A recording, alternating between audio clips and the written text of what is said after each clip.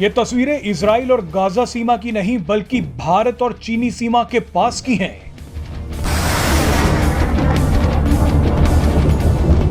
ताबड़तोड़ फायरिंग की ये तस्वीरें सिर्फ संयोग नहीं बल्कि एक बड़ा प्रयोग है।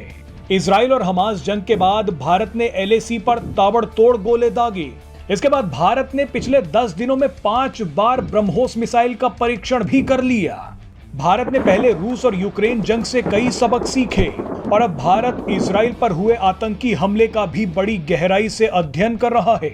इजराइल जो गलतियां पिछले कई सालों से कर रहा है, भारत ने उन्हीं गलतियों से एक बड़ी सीख ले ली है। हमास के सरप्राइज अटैक के पीछे हथियारों और मोसाद का फेल होना तो है ही, लेकिन इजराइल की कूटनीति भी कमजोर रही। इजराइल इतने सालों में भी फिलिस्तीन और हमास जैसे आतंकी संगठनों को कमजोर नहीं कर पाया।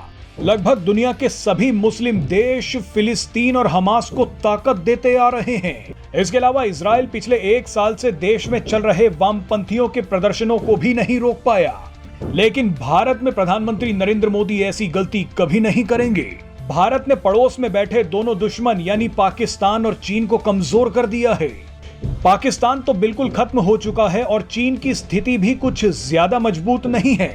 इसके अलावा भारत सरकार ने देश में ही बैठे वामपंथी अर्बन नक्सलियों का नेटवर्क भी तोड़ दिया है। एक्सपर्ट्स का मानना है कि 2014 से पहले पाकिस्तान खूब मजे कर रहा था। दुनिया के सभी मुस्लिम देशों से पाकिस्तान को भी वैसा ही समर्थन मिलता था जैसा फिलिस्तीन को मिलता है। लेकिन 2014 के बाद पाकिस्तान की ऐसी बर्बादी शुरू हुई कि ये देश आज आटे की लाइन में खड़ा है। आज लगभग सभी बड़े मुस्लिम देशों ने पाकिस्तान का साथ छोड़ दिया है।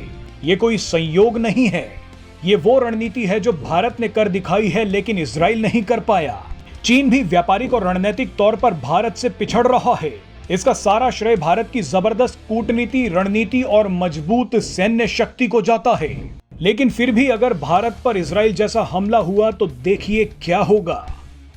इजराइल पर आतंकवादी हमलों का खतरा हमेशा बना रहता है, इसलिए इजराइल के निगरानी, चौकसी और घुसपैठ को रोकने के जो इंतजाम है उनका लोहा पूरी दुनिया मानती है। इजराइल में स्मार्ट फेंसिंग है, जहां पर अगर कोई भी शख्स घुसपैठ करने की कोशिश करता है तो पता लग जाता है। इजराइल के पास रॉकेट हमलों और मिसाइल हमलों को रोकने की फुल प्रूफ व्यवस्था है। लेकिन हमास ने इतने बड़े पैमाने पर हमला किया कि इजराइल के सारे सुरक्षा इंतजामात धरे के धरे रह गए। हमास के आतंकवादियों ने इजराइल की फेंस के नीचे से घुसपैठ नहीं की, बल्कि उसे बुलडोजर से साफ कर सीधे अंदर आए। हमास के आतंकवादी पैराग्लाइडर से अंदर आए।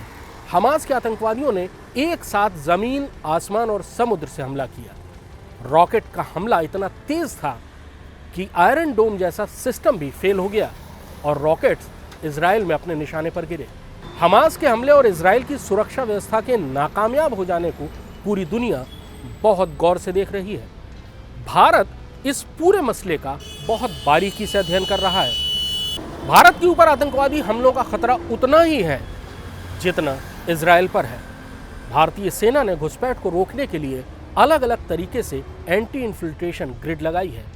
भारत में एयर डिफेंस सिस्टम तैनात हैं जो किसी भी हवाई हमले को रोकेंगे। लेकिन क्या हमास की तरह अगर कई रास्तों से एक साथ बहुत बड़े पैमाने पर हमला किया जाए तो ये इंतजाम काफ़ी होंगे? इस सवाल का जवाब ढूंढने के लिए भारतीय सेना लगातार माथापच्ची कर रही है। 16 से 20 अक्टूबर तक भारतीय सेना के टॉप कमांडर्स की बैठक यानी कमांडर्स कॉन्फ्रेंस दिल्ली में हो रही है। इस बैठक में भी हमास के हमले और हमास इजराइल युद्ध के सभी पहलुओं का अध्ययन किया जाएगा। दरअसल भारत लगातार ये सोच रहा है कि अगर पाकिस्तान की तरफ से जिहादी ग्रुप्स ने इसी तरह हमला किया तो क्या होगा। भारत और पाकिस्तान के बीच में 2021 से युद्ध विराम चल रहा है। घुसपैठ में भी काफ़ी हद तक कमी आई है क्योंकि पाकिस्तान इस समय खुद अपने अंदर अस्थिरता से जूझ रहा है। लेकिन जिहादी मानसिकता और जिहादी फैक्ट्रियाँ अभी भी पूरी तौर पर वैसी ही हैं जैसी पहले थी।